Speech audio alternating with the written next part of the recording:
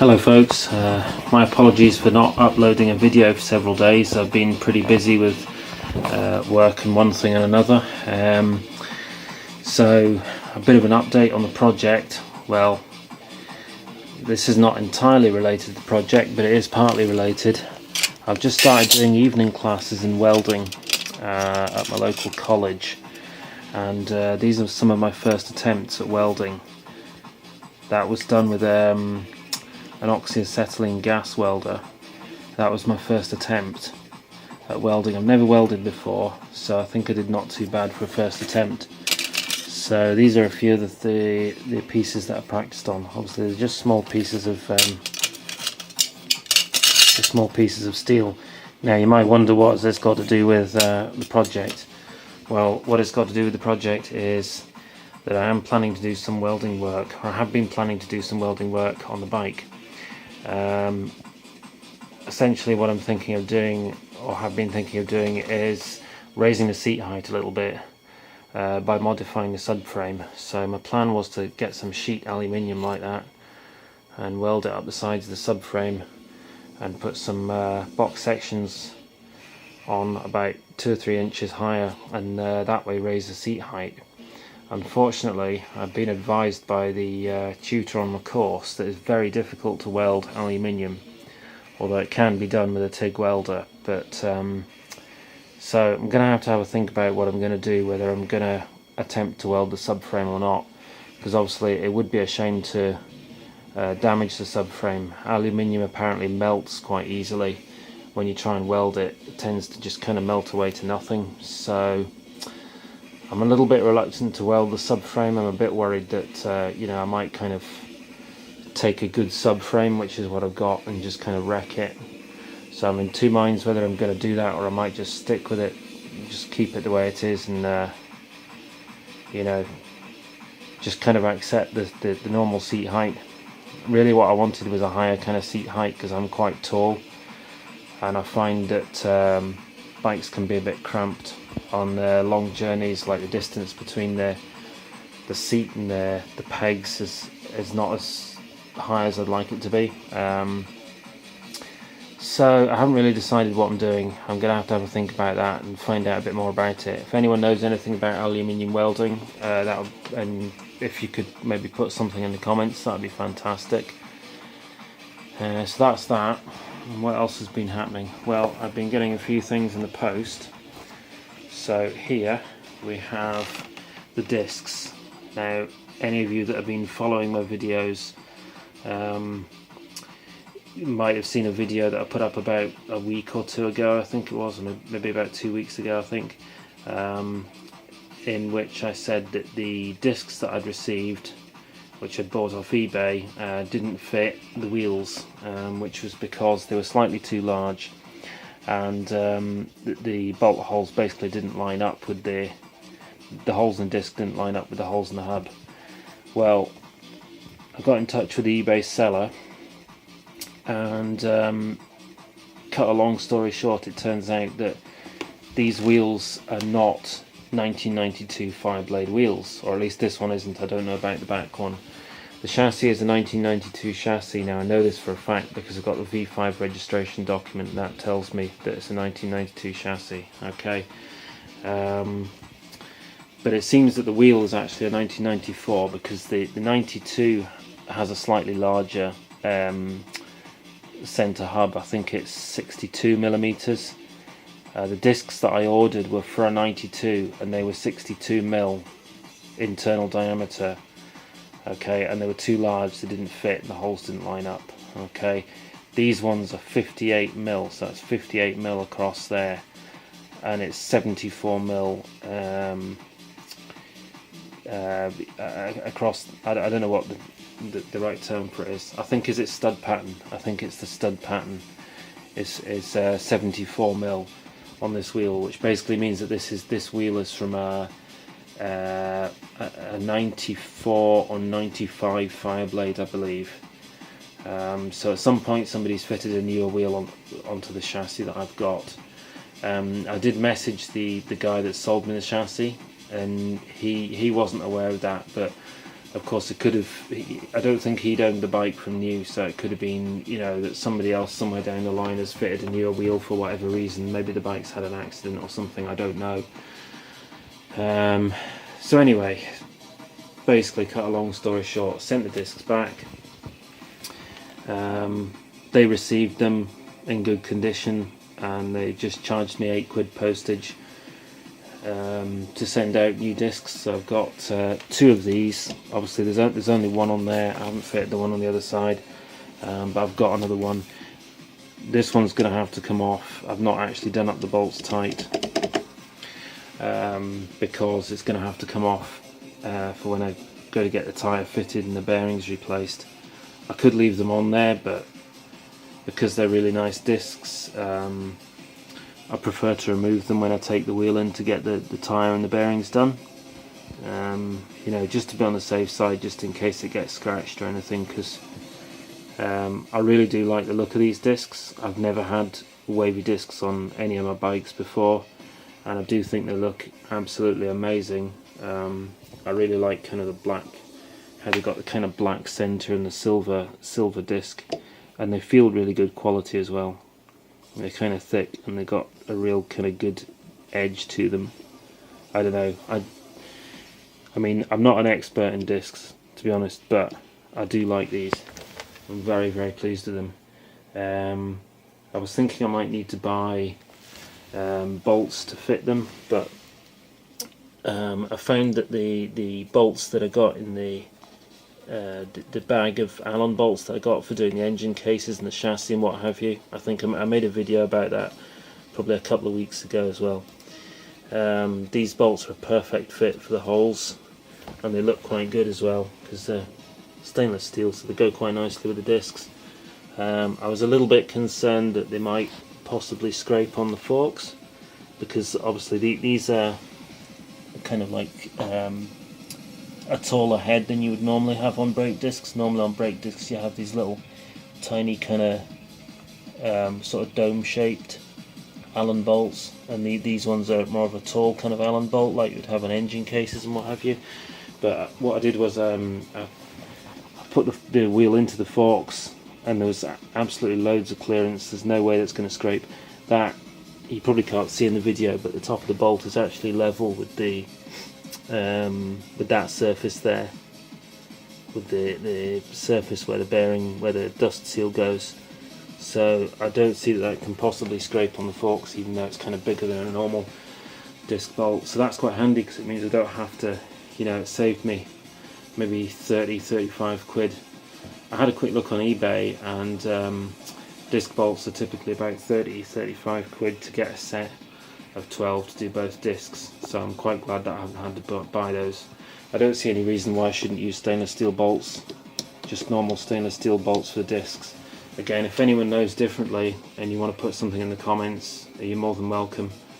But basically I'm just planning to use those bolts. So what else? I've had a few other things come in the post. Let's see what else we've got. So this is the compression tester. This came in the post today as well. My neighbour very kindly took this in. My neighbour takes a lot of parcels for me when I'm out at work, which is really good of him, and I do appreciate it. So that's the compression tester. I've not really had a proper look at it yet, but I mean there's some instructions with it, but it's pretty self-explanatory. I mean, basically you just put one of the fittings, find the right size of fitting for your spark plug, and then, you know, bolt the tube into that, and then bolt the gauge into the top, and then turn the engine over and see what compression reading you get. Now obviously, because obviously I can't warm the engine. In the instructions it says you're supposed to warm the engine, but obviously I can't do that because, you know, it's not built up, you know, there's no carbs or anything on it, so there's no way I can run that. I mean, I suppose what I could do is I could leave it until it's built up, but to be honest, I really want to test the compression before I do the rest of the build, you know, to know that it's in good, to know that the engine's in good condition. So I think I think what I'll do is I'll just test it and just see what readings I get, and hopefully I'll get a kind of reasonably decent reading. I'm expecting it to be a little bit lower than it should be, obviously, because the engine hasn't been run, so the oil hasn't been circulating around it. The oil circulating around an engine helps to give a good compression reading, obviously, because it kind of helps to seal the piston rings against the bores. So obviously that's not going to apply in this case, because it's basically an engine that's not been run for a number of weeks or months. So it's supposed to be 171 psi, so I'm hoping it'll get, like, I don't know, at least 150 or something like that. We'll find out anyway. Obviously, if it is a really low reading, that's kind of not good. It probably means I'm going to have to rebuild the engine, which I really don't want to have to do, because it's all more time and expense, you know. But so what else has come? Right, so this is the other thing that's come in the post. This is the cooling fan. This was, I've been forgetting to talk about prices. The discs were, I think they're about 130, but of course I paid for them already anyway. The compression tester was about 10, I think it was about 10 or 11 pounds off eBay, including postage, so it's a pretty good deal, really. Quite happy with that. In the local shops they're about anything from about 35 to 60 quid, so I mean 4, 5, 6 times as much as they are on eBay. See, this is why I buy stuff on eBay, because it is so much cheaper. There's no way I could afford to do this project without eBay. Not a chance. So this is the fan that I've got. When I took it out, I pretty much laughed, because it looks like a computer fan. Honestly, how much does that just, to me, that just looks like a case fan for a computer. But I mean, it is designed for motorcycle use, and it is, obviously, it's larger than a typical case fan. I don't know what a case fan's normally. I think they're about 80 mil or something like that. I don't know what that is, but it's a bit bigger than that. But to be honest, it doesn't, if you hold it up to the radiator, I mean, obviously it'll go on the inside of the radiator, not the outside, but just to get an idea, if I hold it up to the radiator, it only covers about, maybe about a third, maybe about 40% of the radiator, something like that. So it seems a bit on the small side. But what I'm thinking is, what I think I'll probably do is just fit this one fan to begin with, and then before you actually start using the bike, what I'll do is I'll probably buy just a second one the same, and I'll just put two side by side, so I'll have like a fan, obviously again on the inside, but sort of 1 and 2. Now I know you can do this because some bikes have this as standard. For example, the Suzuki Hayabusa has 2 fans as standard.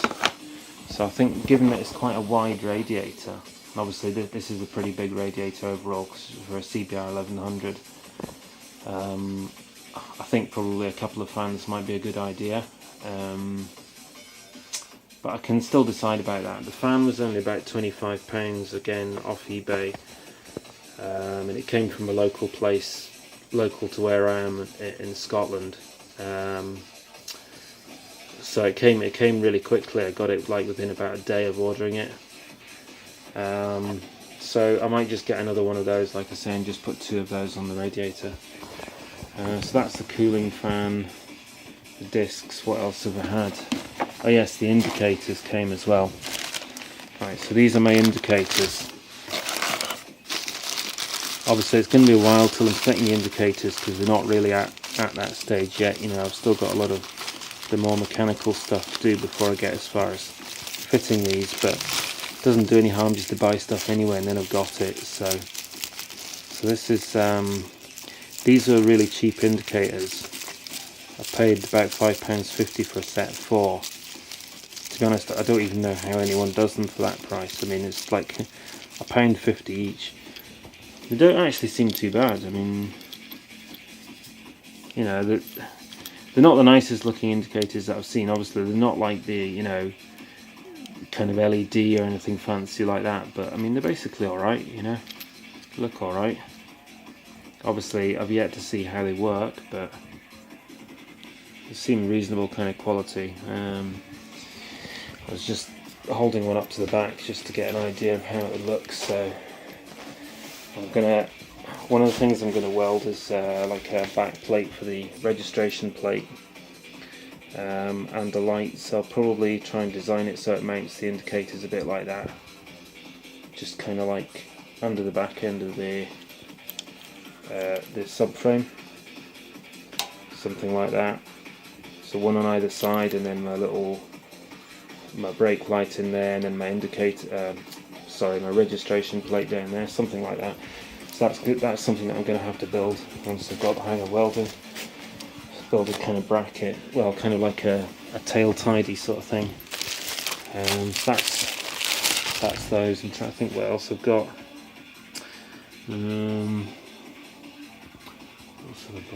What else have I? Oh yeah, I was thinking about welding this thing. This is the water joint. This goes on the front of the engine, like that. And what it does is it joins the hose. It joins two hoses, one from the water pump. The water from the water pump goes in there into the block, and then there's another one that comes up from the oil cooler. And the plan was to weld those together. Because it's aluminium, and because I now know that aluminium is quite difficult to weld, I'm not sure if I'm going to be able to do that. So I'm probably going to need to buy another one of those, which is slightly annoying, but there we go, these things happen. What else? Oh yes, I know what else came.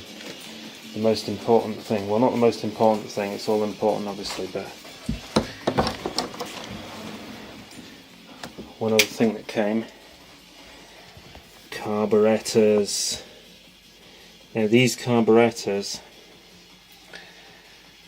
these are actually for a CBR 900, okay?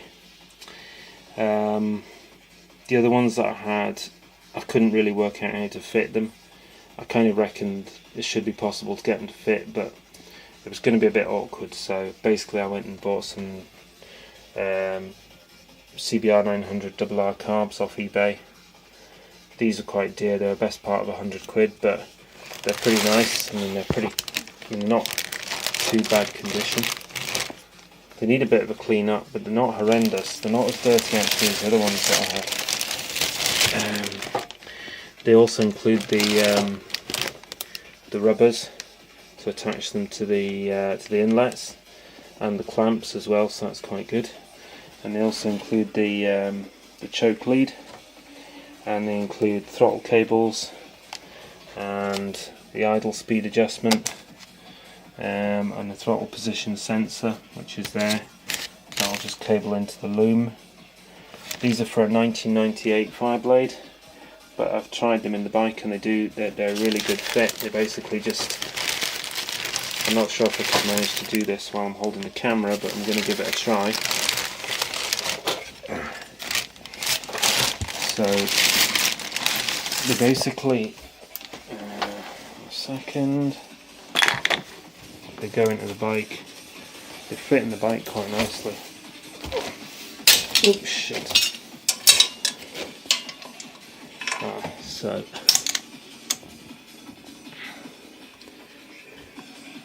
again, it's a bit dark, so it probably doesn't show up too well in the video, but that's basically